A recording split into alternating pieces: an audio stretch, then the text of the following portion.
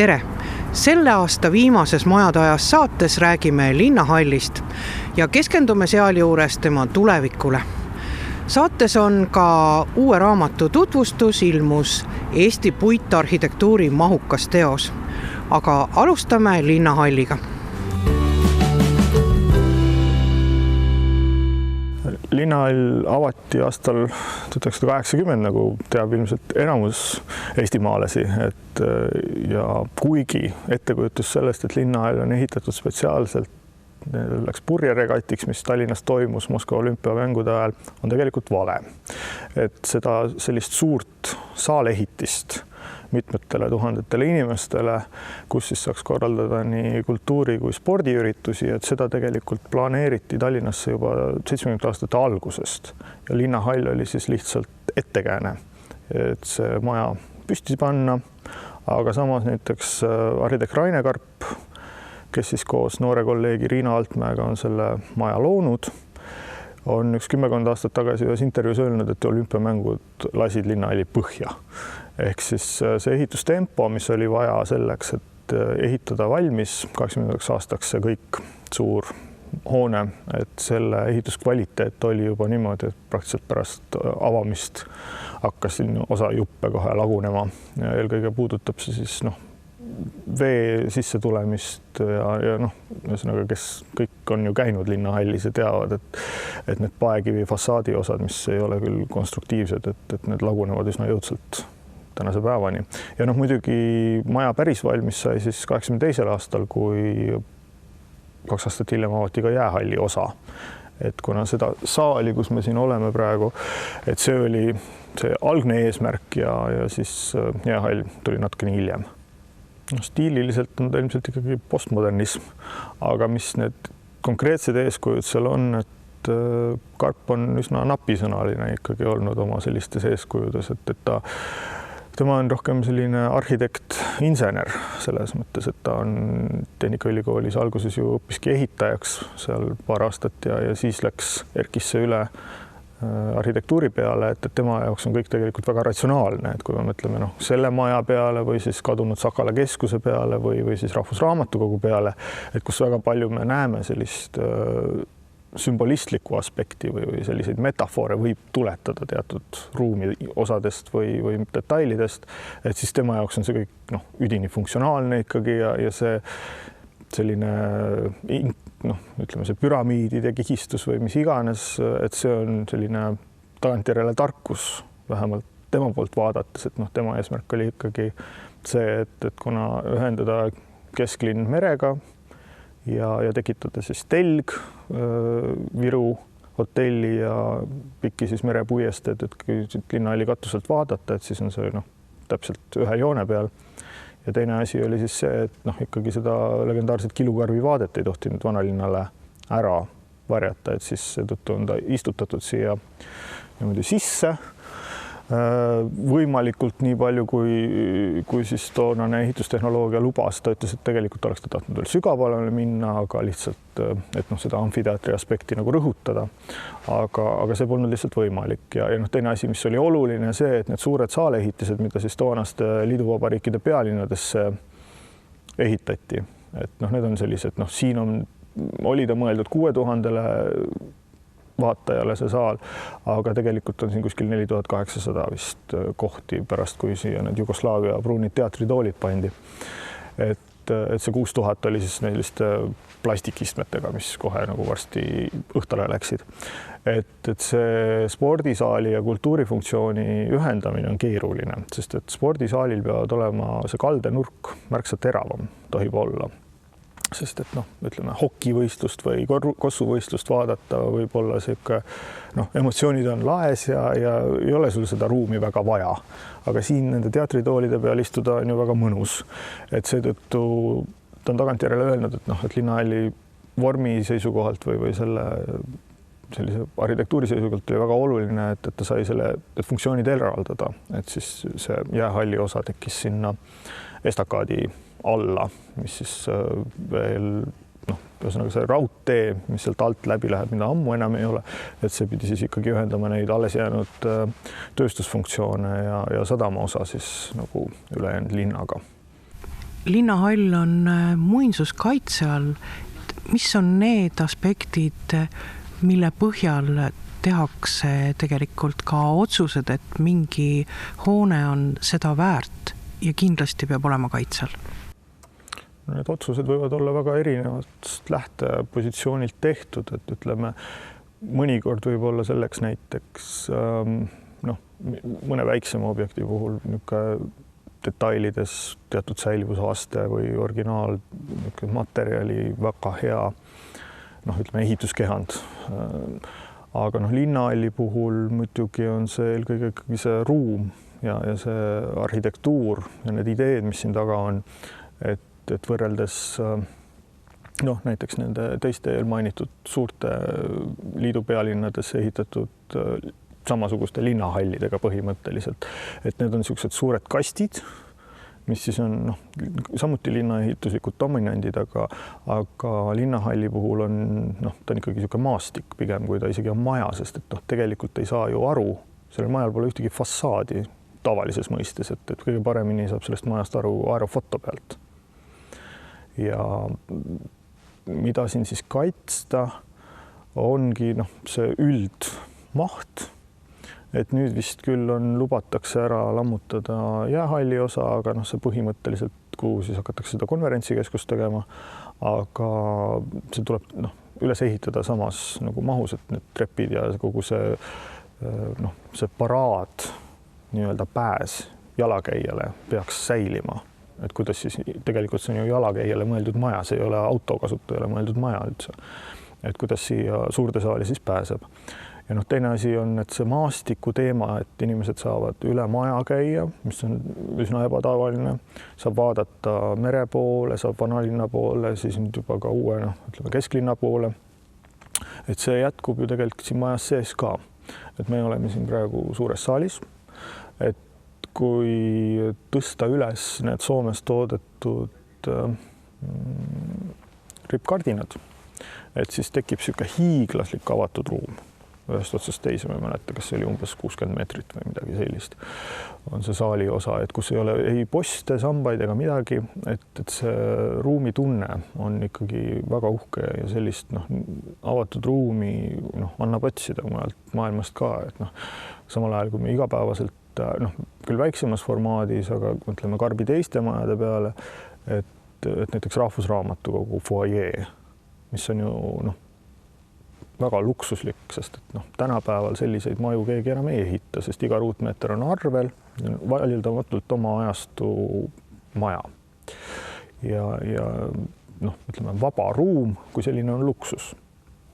Aga probleem ongi selles, et kuidas siis nüüd säilitada seda identiteeti, mis on nendel majadel, sest Rahvusraamatukogu suur renoveerimine on ka kavas, aga et kaasajastada neid maju tehnoloogiliselt, et need kütte ja igasugused muud kulunäitajad ei oleks nii hiiglaslikud, sest et me elame maailmas, kus energia maksab ja see asi peab ennast ära majandama. Aga samal ajal siis kaitstes seda niisugust unikaalset iseloomu, mis nendel hoonetel on.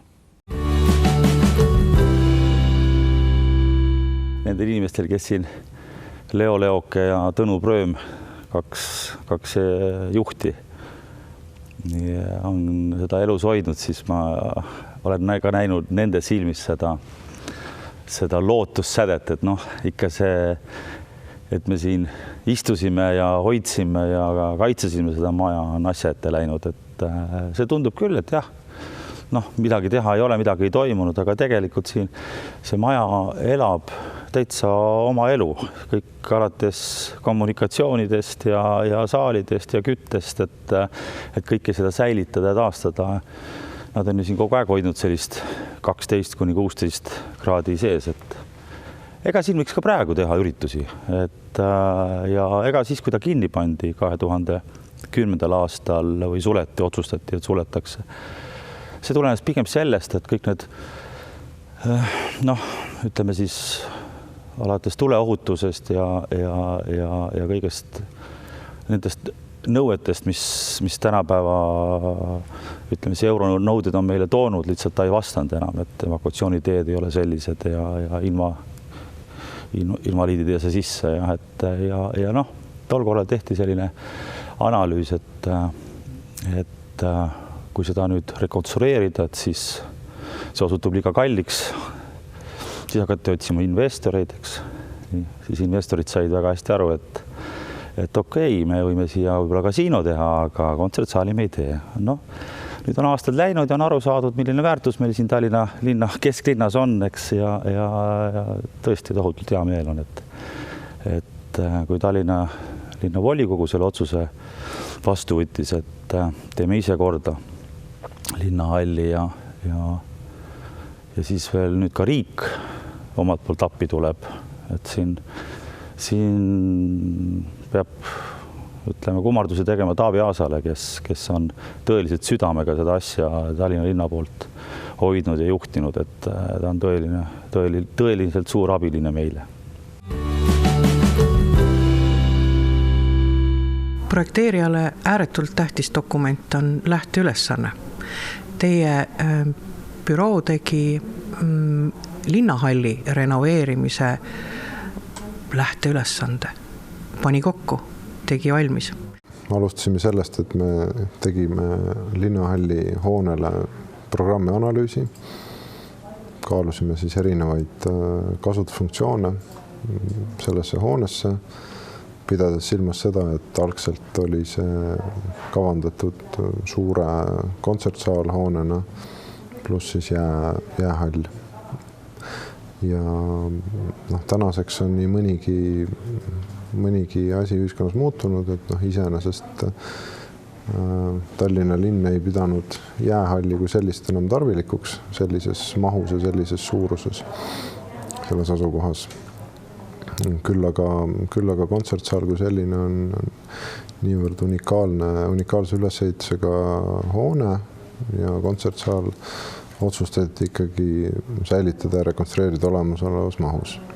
Jäähalli osa pärast pikki erinevate stsenaariumite analüüsi otsustati kasutada konverentsikeskuse multifunktsionaalsete saalide plokiks ja sellega see siis päädiski. Hoone merepoolne osa kavandati rekonstrueeritavana avalikkusele suunatud äripindade ja sadamapindadena. Ja meie meeskonnas olid arhitektid, insenerid Tallinna Tehnikaülikoolist, ehitusspetsialistid, kinnisvaraspetsialistid ja nende koostöös ja tellija meeskonna koostöös see töö ära tehti umbes 4 kuu jooksul. See on piisavalt pikk aeg. Kui paljude inimestega jõudsite konsulteerida sellel ajal ja ma arvan, et Raine Karp oli üks nendest? Raine Karp loomulikult. Raine Karbiga me kohtusime mitmeid kordi ja arutasime võimalikke lahendusstsenaariumid sellele hoonele. Samas kohtusime ka kontserdikorraldajatega, kontsertorganisatsioonidega, konverentsikorraldajatega, selleks, et siis neid võimalikke funktsioone selgemaks saada. Kui suur see kontsertsaal oli ja kui suureks ta nüüd pärast renoveerimist saab? Kontsertsaali osas on praegu kokku lepitud, et see kohtade arv võiks ületada 3500. Tänane kohtade arv on mõnevõrra suurem,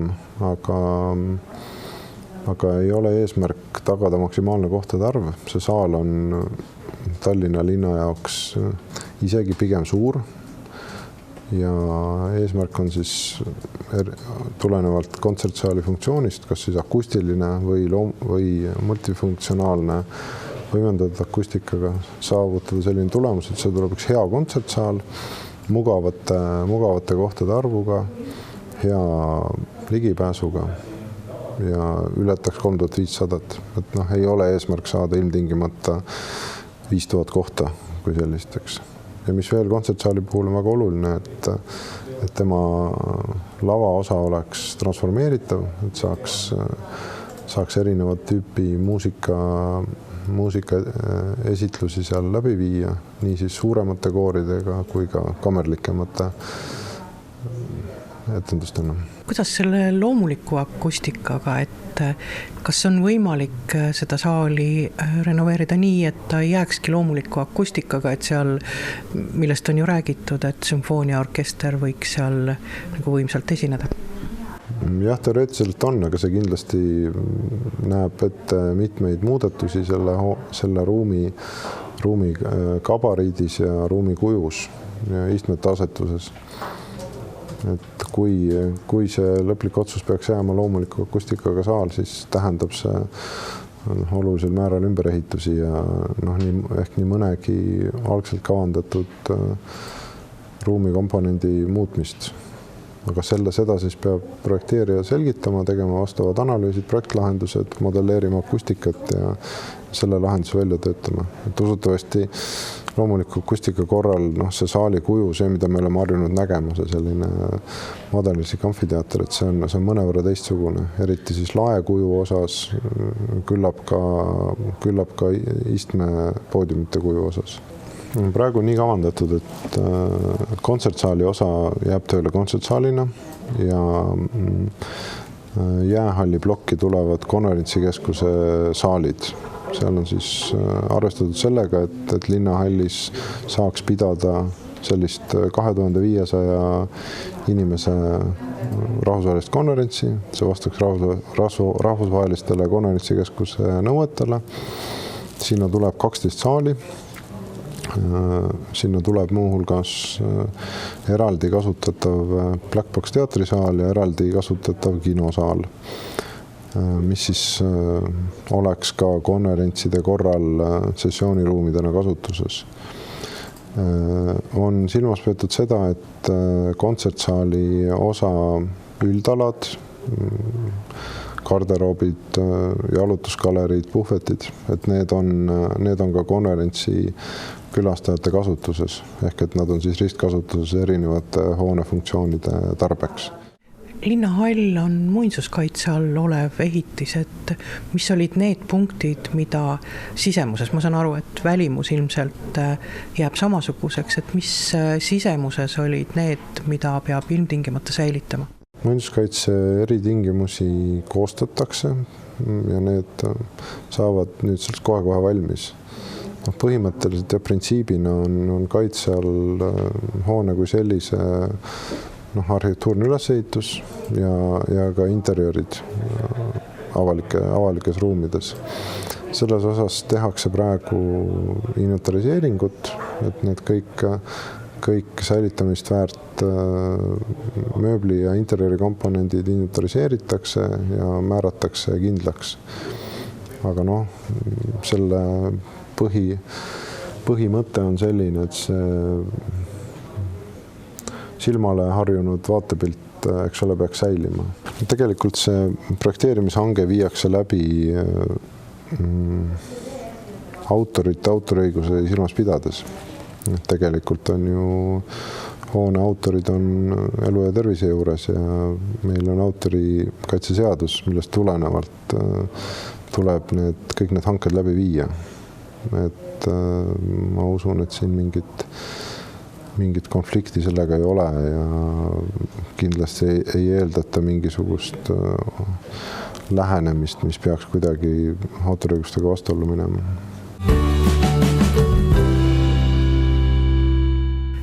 Täiesti verivärske raamat Puit Eesti arhitektuuris. Kui palju neid puiduraamatuid on Eestis üldse kirjastatud, tehtud ja miks te otsustasite, et sellist raamatut on veel vaja? No ütleme, et puhtalt puitarhitektuurile pühendatud on suuremaid raamatuid, see on nüüd 3. Et kunagi 90ndate lõpus ilmus Muinsuskaitseameti ja Arhitektuurimuuseumi koostööna Eesti puitarhitektuur, mis on ka peale mitut trükki suur defitsiit.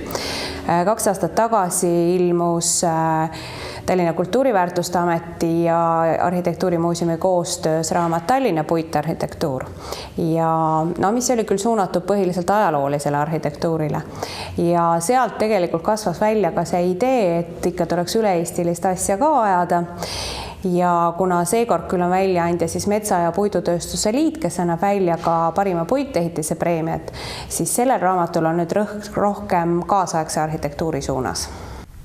Kui palju siis Eestis puitarhitektuuri tehakse selle klaasi ja betooni kõrval, mida me nagu rohkem näeme? Minu suureks rõõmuks üha enam. Et selgelt võib öelda, et puit on üha populaarsem, kui niisugused konservatiivsemad inimesed ja arendajad arvavad, et puit on ikkagi eelkõige eramu ja suvilamaterjal, siis kui me vaatame muu maailma trende, siis loomulikult puitu leiab kõikides valdkondades ja õnneks vähehaaval hakkame me selles osas ka maailmale järgi jõudma, et leidub meilgi juba lisaks elamutele ja suvilatele ka mitmesuguseid muid objekte, nagu paistab välja ka raamatust. Millist ajaperioodi see raamat hõlmab? See raamat koosneb mõtteliselt nagu kahest osast, et esimene osa on see, mis loob nagu tausta või konteksti ja seal on siis kõigepealt räägib Valdur Mikita eestlase ürgloomusest seoses puiduga või see, kuidas eestlane üldse, nagu mina talt seda artiklit paludes ütlesin, et no mis värk eestlastel selle puiduga on. Et noh, mõnes mõttes see artikkel sellest ongi. Ja siis on natukene ka puitkonstruktsioonidest. Ehk on räägitud vanematest palkkonstruktsioonidest, millest räägib Joosep Metslang ja siis kaasaegsemast osast räägib Märt Riistop. Minu enda poolt on koostatud lühike ülevaade ajaloolisest puitarhitektuurist ehk nagu ma siin lõpuks neitisin, et 300 aastat 30 leheküljel, et see on küll kohutavalt hale kokkuvõte, aga noh, teistpidi jälle võib-olla mingites kohtades on see väga kasulik, et see asi on väga lühidalt ja konkreetselt kokku võetud. Ja siis räägib ka Karin Paulus, annab ülevaate siis tendentsidest viimase 20 aasta puitarhitektuurist. See on nagu raamatu esimene pool või no ütleme, et see on 1/3 ja 2/3 sellest on siis pühendatud, ütleme, et vabas Eestis ehitatud puithoonetele, mis on siis jagatud temaatilistesse plokkidesse. Mis sellest viimasest ehk vabas Eestis ehitatud puithoonetest teile endale kas kõige enam meeldis või milline hoone oli näiteks see, millest te võib-olla ei teadnud või teadsite kõiki maju? Mulle kindlasti meeldis kõige rohkem, ma ei saagi öelda, et mulle üks hoone meeldis, aga neid temaatilisi blokke on 12 ja võib öelda, et mõned plokid meeldisid mulle palju rohkem kui mõned teised. Et noh, need plokid teatud mõttes kasvasid välja sellest, mida tehtud on üldse, aga kindlasti mulle väga meeldis teha neid blokke, mille nimi olid Uued Agulimajad, mida siis just Kalamajas ja Pelgulinnas on püstitatud, aga ka Supilinnas ja Karlovas. Ja ka Pärnus oli üks. Ja ka väga meeldis mulle teha ploki nimega talutraditsiooni tõlgendades, ehk et tegelikult moodsalt taluelamut ajaloolises külakeskkonnas, et tegelikult see uue ja vana suhestumine ja nende õnnestunud lahenduste leidmine on kindlasti üks minu niisuguseid lemmikteemasid. Et ma arvan, et need olid kõige toredamad, aga kindlasti ka oli väga vahvaid leide mingites muudes valdkondades või mingi vast valminud objektid. Noh, näiteks Arkwoodi tootmishoone Põlvas, mis nüüd värskelt valmis sai. Et kindlasti ka need olid väga niisugused ägedad üllatused. Kas saab välja tuua, et mõned arhitektid teevad rohkem puithooneid ja mõnedel nendest tuleb see natukene paremini välja? Tähendab, kindlasti saab välja tuua, et mõned arhitektid teevad rohkem. Et kui ma neid objekte nagu, ma ju valisin neid tegelikult objektide järgi, mitte arhitektide järgi. Aga selgelt see nimed hakkasid korduma. Ja kuigi ma olin nagu, tahtsin nagu võimalikult laia ringi saada, et kõik, kes nagu on teinud puitu, et nad ikkagi, ütleme heal tasemel puitu, et nad sinna ka sisse pääseksid, siis ikkagi mõnedelt oli nagu nii, et ma ei saa ju ainult seda ühte arhitekti panna, et pidi võtma hästi range filtri ja mõne teise puhul, et hea küll, et ma katsun talle ikka selle ühe objekti sisse panna, et selles mõttes küll on selgelt näha, et on arhitekte, kes on rohkem puidule spetsialiseerunud.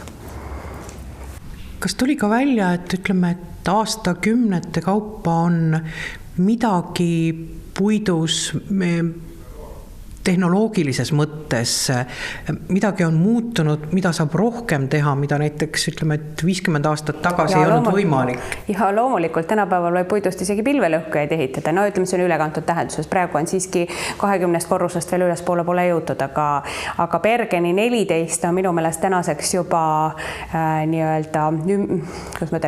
Bergeni 14 korruseline maja on tänaseks oma liidripositsiooni kaotanud, sest Kanadasse kerkib 16, 17, ma praegu peast ei mäleta. Igatahes kõrgem maja. Nii et tegelikult praegused tehnoloogilised võimalused on hoopis rikkalikumad. Aga kui näiteks välja tuua, et mis on niisugune tõesti hüppe tehnoloogias? No kindlasti viimase aja võib-olla suurimaid hüppeid on ristkihttliimpuit, mis tähendab, et tegemist on väga tugeva, väga vastupidava materjaliga, mis on samaaegselt kandekonstruktsioon ja sa võite ka samaaegselt viimistluspinnaks jätta. Et ka meil Eestis, ka selles raamatus on sees üks eramu, mis siis on ta natuke eksperimentaalne, sest ütleme, et ta on küllaltki uus veel, aga ristkihttliimpuidust siis on tehtud see nii-öelda paneelidest, ta kokku pandud ja seesama puit on siis ka interjööris jäänud nagu viimistluspinnaks. Ja see võimaldab hästi kiiresti seda maja ehitada, sest et tehasest tulevad valmis paneelid, kus on see nii-öelda liimpuitplaat, mille peale on siis pandud soojustus ja siis ainult välisvooder pandi objekti peal, nii et põhimõtteliselt nädalaga oli maja püsti. See raamat nüüd on 3. niisugune, et tõsisem ja suurem. Kas puidust on veel võimalik raamatuid välja anda? Kindlasti. Minu lemmikteema, et teha põhjalikum ülevaade vanemast arhitektuurist ei ju seekord täiesti katmata, nii et ma arvan, et puiduraamatuid, kuna puit on tegelikult tõusev trend maailmas ja pigem nagu muutumas üha populaarsemaks, siis ma usun, et need puiduraamatud mahub siia veel ja veel. No võib-olla iga aasta ei peaks ilmuma, aga eelmine ilmus 2 aastat tagasi ja see Tallinna puitarhitektuur ikkagi on tänaseks ammu igalt poolt läbi müüdud, nii et järelikult oli uuel raamatul juba ruumi küll. Nüüd oleme jõudnud meie saate ühe täiesti kindla koostisosa juurde ehk eelmise saate küsimuse õige vastus kõlab praegu. Küsis Raul Vaiksoo, milline on Eesti kõige vanem puithoone. Vastus oli kirik Ruhnus. Ja neid vastajaid oli meil päris palju. Ja Leele, palun.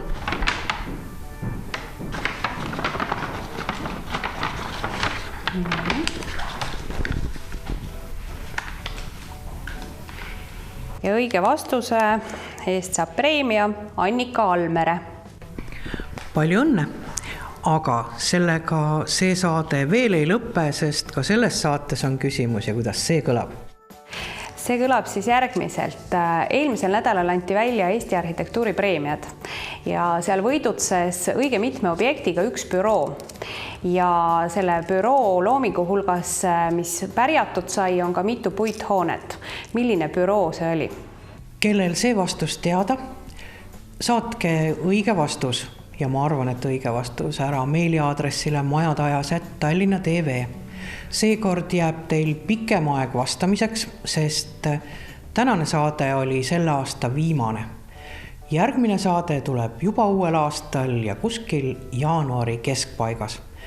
Aga praegu ilusat aastavahetust kõigile, olge tublid ja vaadake endiselt saadet Majad ajas.